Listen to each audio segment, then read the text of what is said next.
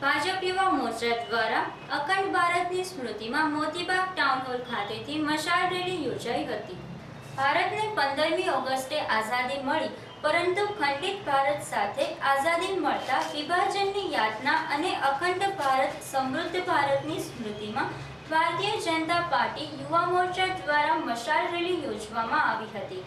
અખંડ ભારતની સ્મૃતિમાં ભાજપ યુવા મોરચા દ્વારા મોતીબાગ ટાઉન હોલથી પ્રસ્થાન થયેલી મશાલ રેલી ઘોઘાગેટ ચોક થઈ એમજી રોડ, બોરા બજાર, પાટણ લાઇબ્રેરી, હલુરિયા ચોક થઈ ઘોઘાગેટ ચોકમાં વિરામ પામી હતી।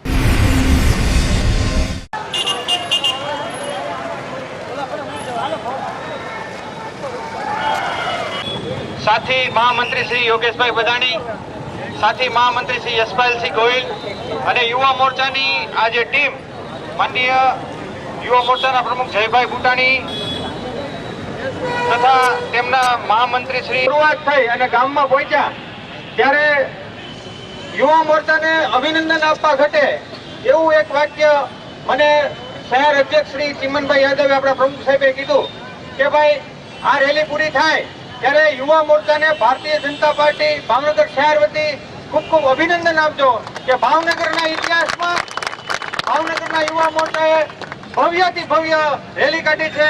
એના અભિનંદન આ યુવા મોરચાની ભારત માતા કી વંદે માતરમ યુવા મોરચાની ટીમે આ પહેલા યુવા જોડો સદસ્યતા અભિયાનમાં ગુજરાતમાં સર્વપ્રથમ યુવા જોડો અભિયાન પૂર્ણ કરી અને ભાવનગરનું નામ રોશન કર્યું જ છે। આ બીજો એવો કાર્યક્રમ છે કે જેને યુવા મોરચાની ટીમે ભાવનગરને ગૌરવ અપાવ્યું હોય। હું આપણા આજનું છે ભારત એટલે કે અખંડ ભારત, એ અખંડ ભારતની અભ્યર્થના સાથે આખા દેશની અંદર, વિશ્વની અંદર દર વર્ષે 14મી ઓગસ્ટે ભારતીય જનતા પાર્ટી યુવા મોરચા દ્વારા આ કાર્યક્રમ થાય છે અને અખંડ ભારતની અભ્યર્થના વ્યક્ત કરવામાં આવે છે। આજે દેશની ઉપર અન્ય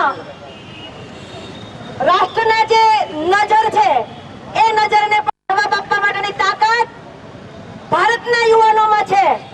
ભારતની અંદર યુવાનો જાગૃત થયા છે અને આવતી 15મી ઓગસ્ટે ભારતીય જનતા પાર્ટીના કાર્યકર આગેવાન દ્વારા જ્યારે દિલ્હીના લાલ કિલ્લા ઉપર ધ્વજવંદન થશે અને આ અખંડ ભારતની મિત્રો આવતીકાલે માનનીય મુખ્યમંત્રી શ્રી નરેન્દ્રભાઈ મોદી કચ્છની લાલ કોલેજ ખાતેથી ધ્વજ પહેરાવ્યું।